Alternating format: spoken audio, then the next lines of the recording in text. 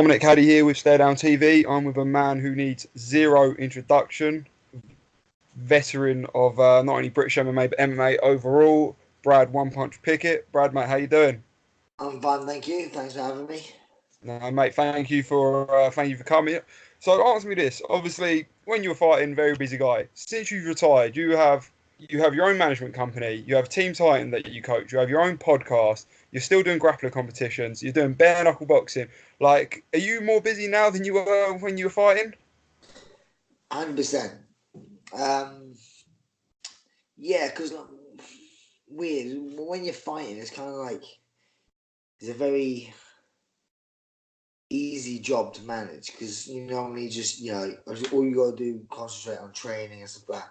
Towards the end of my career, being a bit sensible, I started planting seeds, starting doing a lot more coaching. To be honest, I coached throughout my career, to be honest, but I concentrated a bit more on doing it, I guess, and then also I started doing other things like doing my fight show and stuff like that to try and plant seeds for when I eventually have my gloves up. Then obviously, but still, I retired from MMA, but I'm still quite like a competitive person. So sometimes, every now and again, I need to pick the itch of competing, and then I still compete here and there. In Yeah, different, no. not MMA, but obviously different aspects of MMA, but not Well, that's MMA. well, that's it, mate. Like I said, like you did the bare knuckle recently. How did you find that? I actually, be honest, the reason I done bare knuckle is, and if people don't know about my history and all that sort of stuff, my granddad used to be a bare knuckle boxer in the 1920's. I didn't know that too much, but when I started getting into fighting myself, my mum said to me, "Oh, by the way, he died when I was 4, so I didn't really get to know him. But when I started getting into fighting, my mum said, "Oh, you get that from your granddad." And I'm like, "Oh, cool." And then she said, "Oh, showed me some pictures of him, and he used to wear a trilby hat and some braces. So that's why I paid tribute to my granddad wearing trilby hat and braces going into the cage. But then obviously that's gone now and that. But I just thought it'd be quite cool to run this full circle where my dad granddad used to be a bare knuckle boxer, and I thought I'd give it a little go. I was very motivated to do it. I found it kind of like easy to train for, with no disrespect to boxing itself, where it's so much easier to concentrate on one aspect. MMA is hard. You have to do wrestling, you have to do grappling, so where all I had to do is run, hit some pads, bit of sparring, and that was it. And it was quite easy to fit in with my busy schedule. And also, it was a lot less taxing on my body. When I grapple and wrestle, my neck gets, man, I got a bad neck or a bad back, and I ache more. And yeah, so grappling is a lot harder in my eyes on my body. Well, I think that's just sort of a notorious thing that people say. You know, their knees. A lot of the Americans obviously they wrestle and stuff in like primary school or middle school or secondary school, high school, whatever they call it. Like their knees, their neck, their back, like you say, everything like that. It does take its toll. So when it comes to boxing, like I say, it's one aspect. It truly is something you can just focus on fully. Is it something you'd because some of the people like Artem and that they're talking about making a career out of it. Was it a one and done type of thing? Would you maybe go back, or is it truly like when you feel like to scratch that itch, like you say? Um, Honestly, I believe there's bare knuckle boxing. I don't think there's any career in bare knuckle boxing for people really, because it's such a can be so detrimental to your health. The fight and training for it is quite easy. Like I said, I find it quite easy.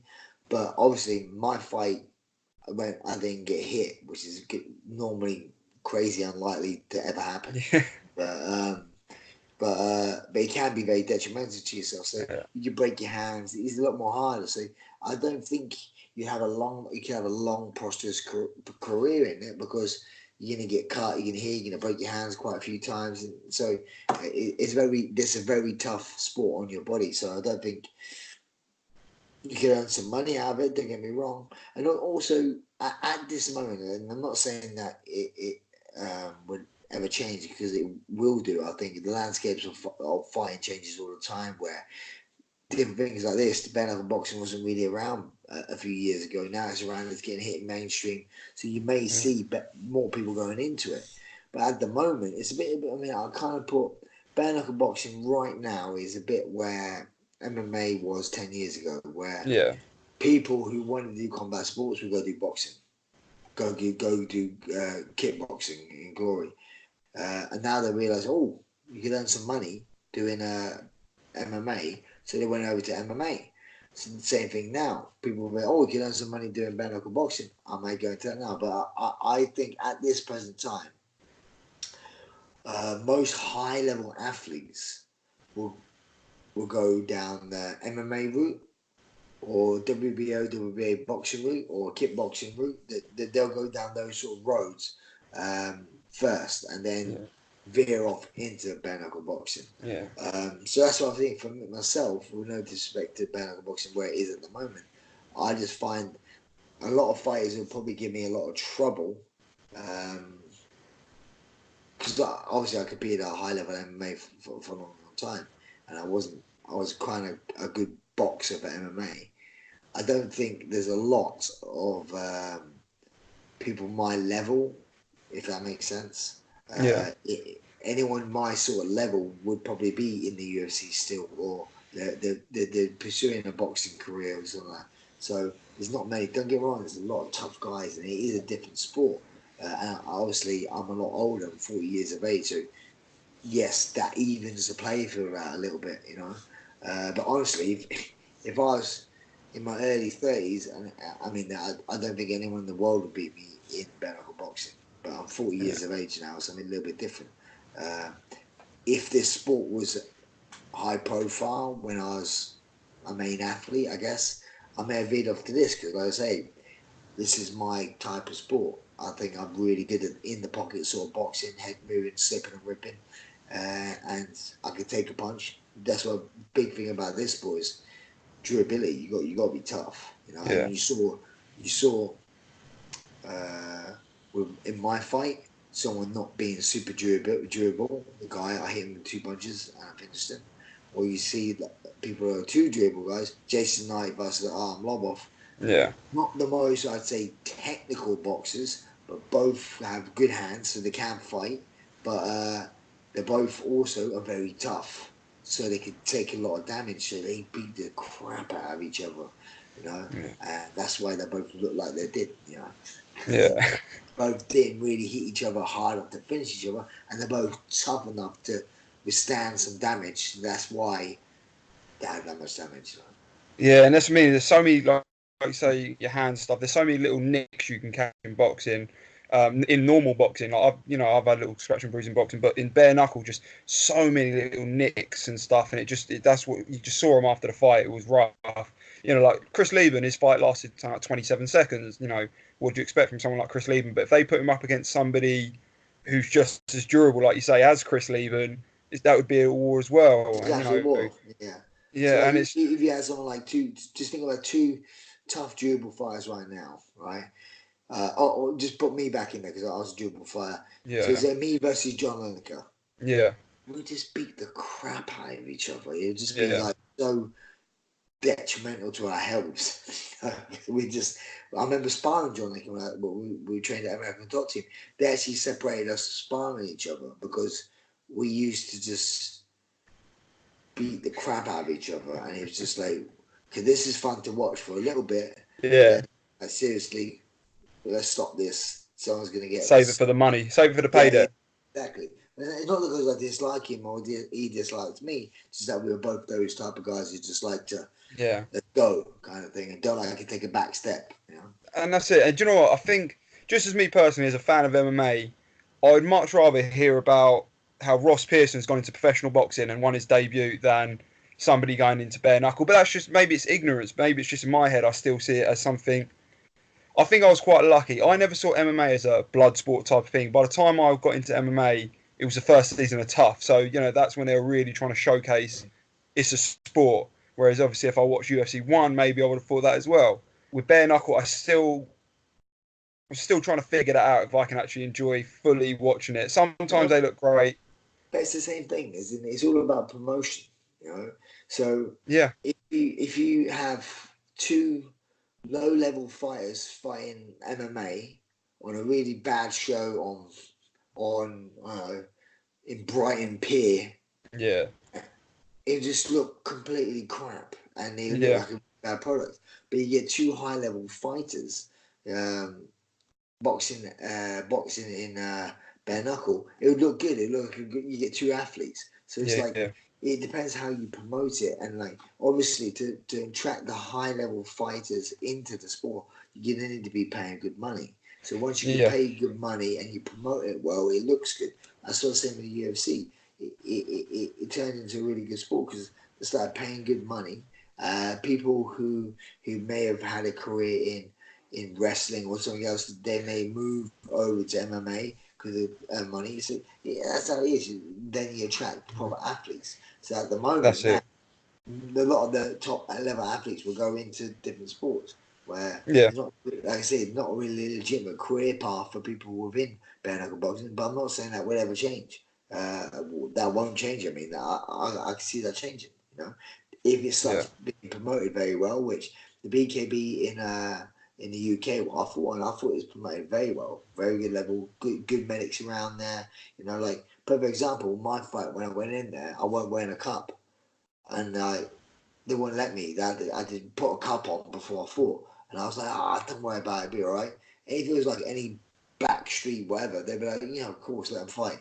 You know, the punching Yeah. in the face with bare knuckles. Who cares about a cup? But they would not let me fight until Mm. I someone got me a cup out the back, and I had to wear a cup. So like, it is regulated, you know. So Yeah. I'm with people promoting that sport in that way. Um, I can only see it getting better. But then also, it's like obviously with bare knuckles you get cut quite a bit. So Yeah. and to the untrained eye, when you see someone bleeding, you're like, oh my god, oh no.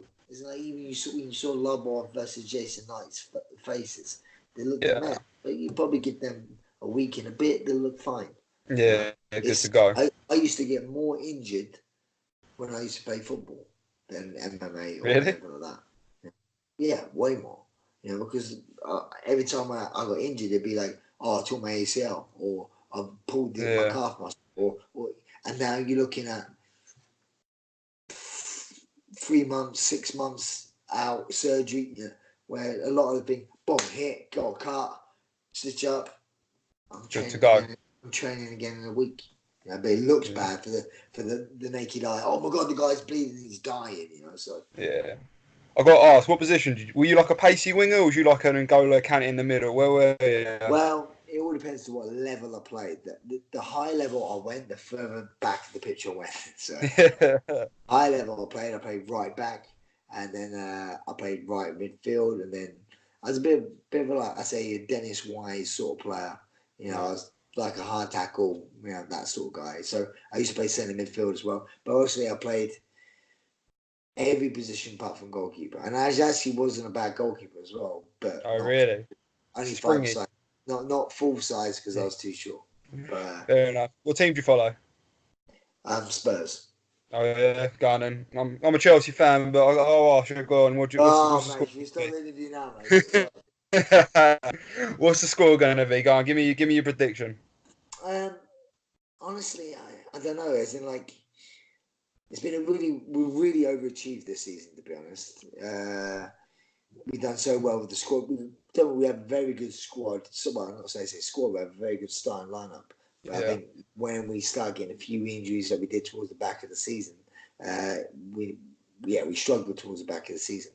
Um, but then also with Liverpool, they were on top for ages and ages, and then they just Yeah. slipped. So their confidence of going this and us are doing this. So obviously Liverpool are a fantastic team, and obviously there will be favourites, but um, yeah, but you just saw us against Ajax. Like they were favourites. You saw us against Man City. They were favourites, and so this just life is just weird at times. Sometimes it's all about being in the right place at the right time, bit of self belief, and And that's it. I think we've got nothing to lose. What do Well, you think? that's the as a Chelsea fan, I can accept. When we won the Champions League in 2012, like we didn't deserve it. And if you like, it's just written in stars. When you've got Fernando Llorente, great player, but should not be smashing in goals against Ajax like that. You know what I mean? So when stuff like that happens, you think maybe this is the year that you're actually going to win it. But look, I'm Even looking forward to Greece it. won the Euros once, didn't they? And Yeah, they had a shocking team, but Greece won. So like it happens. It yeah, happens. it really does. But like I say, we have no pressure. We've overachieved this season, and Liverpool should have won the league and flew away last minute. So they're all like gunning. They need this more than we do, sort of thing. So yeah, it'd be nice. It'd be nice to get a trophy.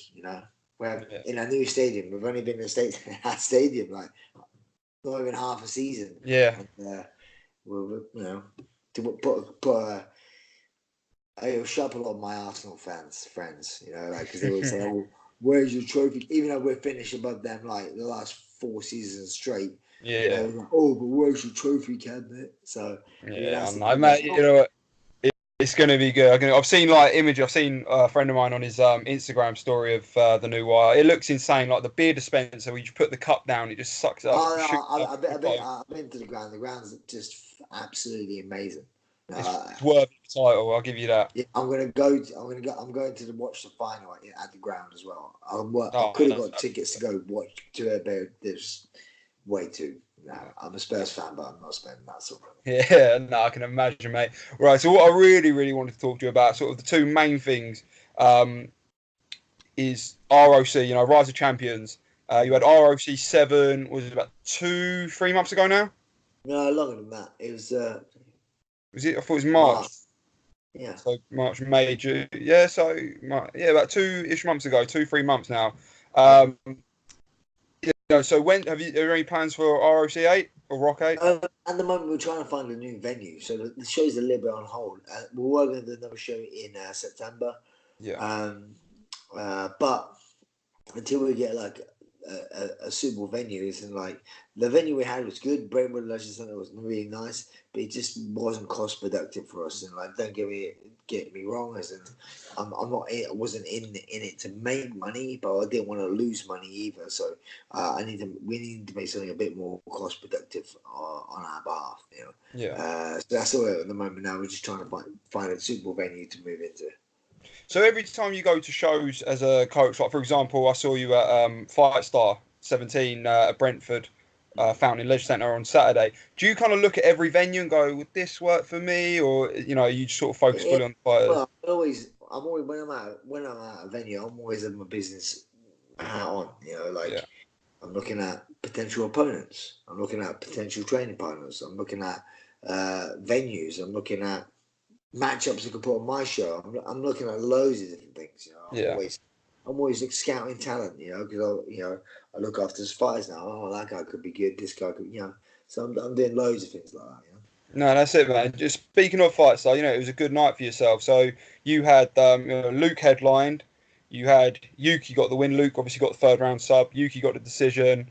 Manuela got the decision as well. And you had a fourth? Oh, and Logan Baldini, he got the submission, right? Yeah. Yeah, how impressed were you with your fighters that night? Yeah, I was very chuffed. Obviously, you see a lot what fighters put into. So, and me being an ex-fighter myself, I know what it means to a lot. I know what it means like to win. So, it is very important. And like, it kind of like we had a few wins the week before, and our team's doing well at the moment. So it's good. It's good when you're training with people that are winning. It's winning becomes a habit. Losing becomes a habit, and so does winning. So it's good that all the teams winning, because then everyone's like, oh, if I was getting ready for a fight and everyone I trained were getting beat, and I'd be like, oh, because it doesn't bode well. But if everyone's killing it and I'm training with them, I'll be like, oh, I'm killing it as well. So it's good for the team, definitely. Yeah. Luke wasn't. Maybe he looks back at the fight, he'll think differently. But he wasn't that impressed with his performance. I think you're always going to poke holes in your own performance. I think he was a little bit disappointed in. I think he thought he was going to complete that sub in the first round. What was your feedback on Luke? I thought he'd done all right. I think he needed the rounds. he's very critical of himself, and so he should be. I always like that as a fighter. You know, that's how you improve. You're never happy. You're never happy.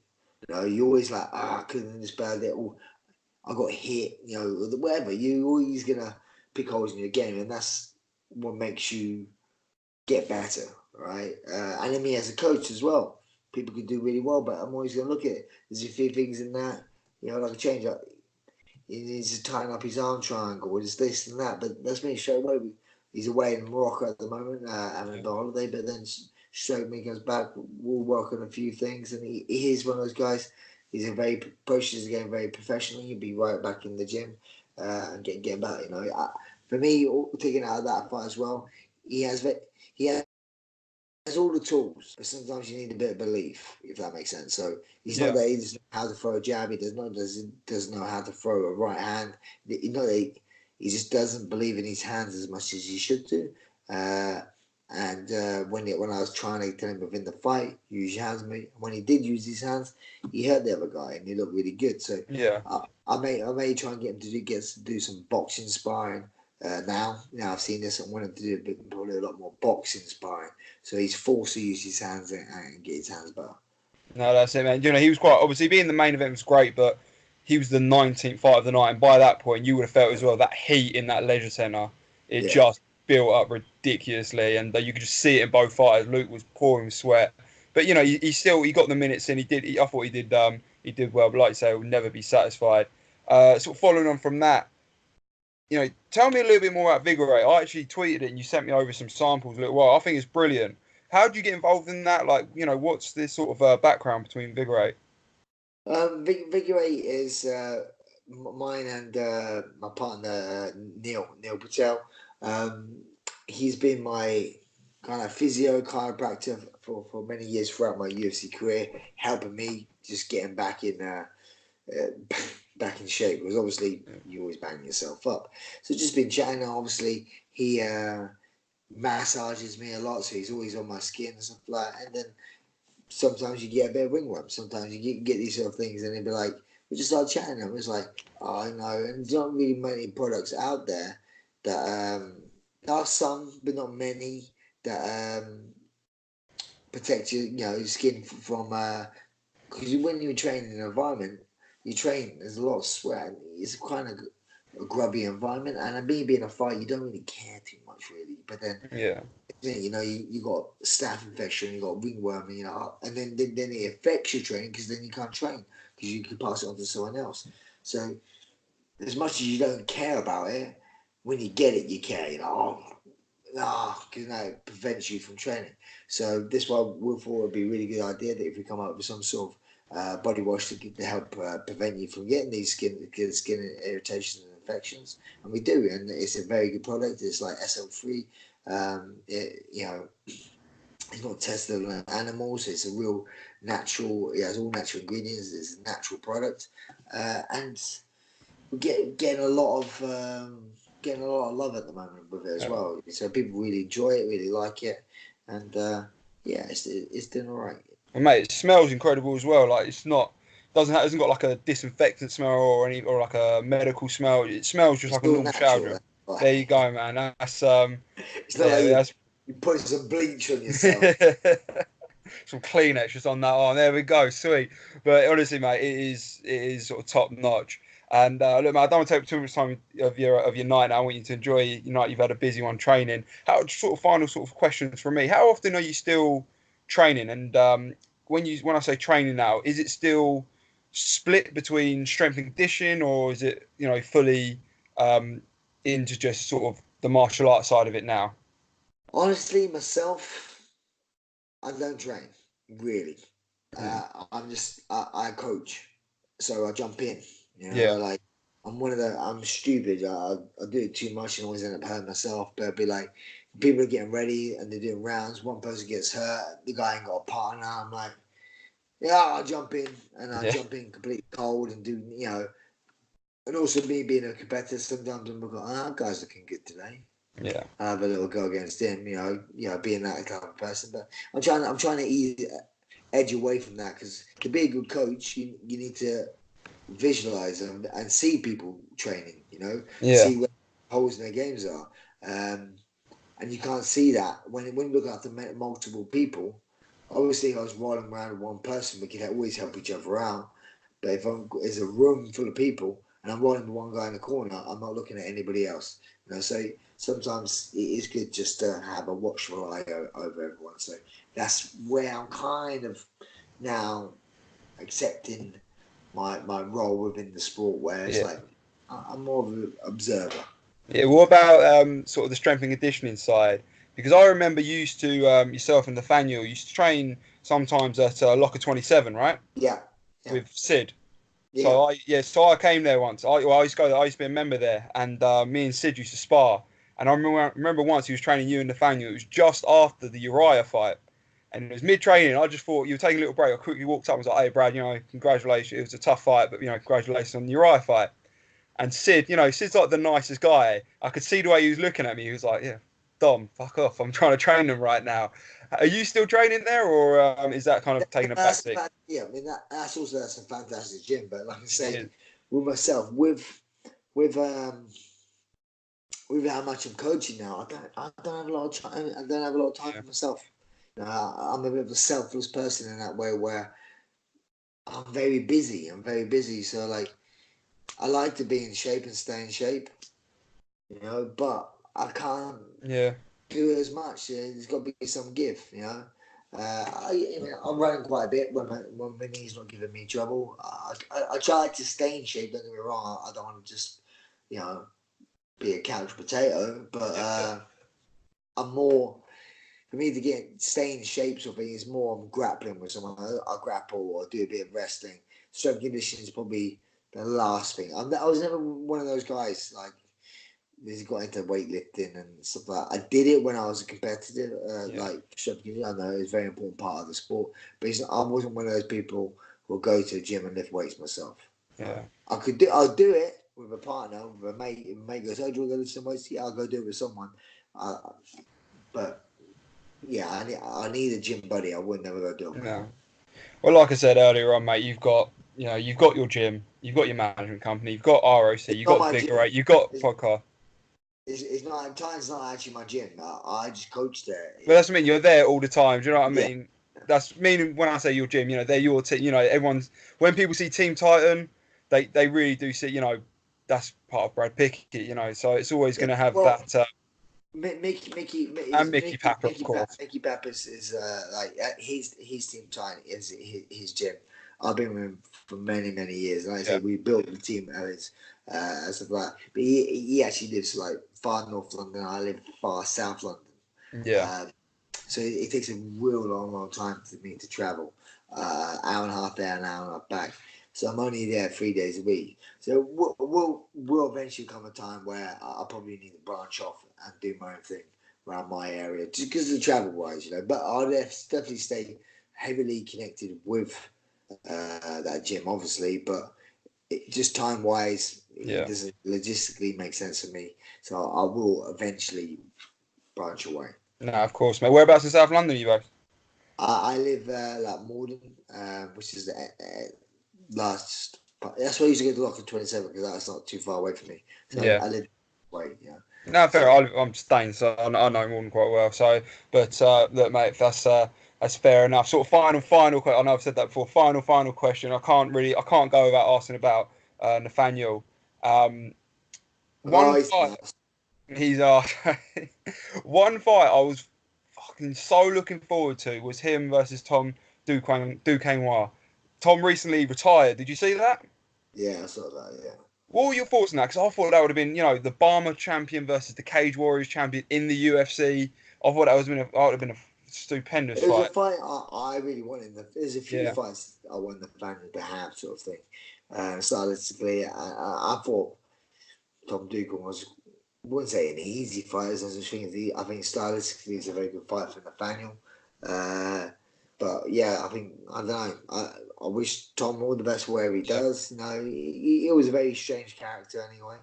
I don't know what he's doing, but I wish him all the best. And You never know. He may come back. You may not. You don't know. You know. Yeah, So he's still young, and he just said he's following his passion now. So whatever that is, best of luck to him. But Nathaniel now obviously he's looked phenomenal, 3-0 in the UFC now. What for yourself, or where would you like, when would you like to see him sort of step in next? And if do you have an opponent in we're mind? looking to get him back in there around about September sort of time. Yeah. So there's a few shows around September. There's the card in Dubai. There's talks about one being in Copenhagen and stuff like that. So yeah, we're looking at September sort of time. Given so he's not right. He's just come back now from he went traveling for a little bit. He's just come back now. So he's just getting back into training. When you don't want to rush back in. You know, oh, I'll get in camp. He's just enjoying it and getting back in, easing himself back in. No, that's it, mate. Well, fair enough. Hopefully, Abu Dhabi will be a nice little place. Copenhagen, I'm sure it'll be just as nice. But look, mate, Brad Pickett, I really do appreciate the time today, mate. I hope you enjoy the rest of your night, and we'll have another catch up soon. Much appreciated. No worries, mate. Thanks, Adam. Cheers, man. See you later. Bye bye.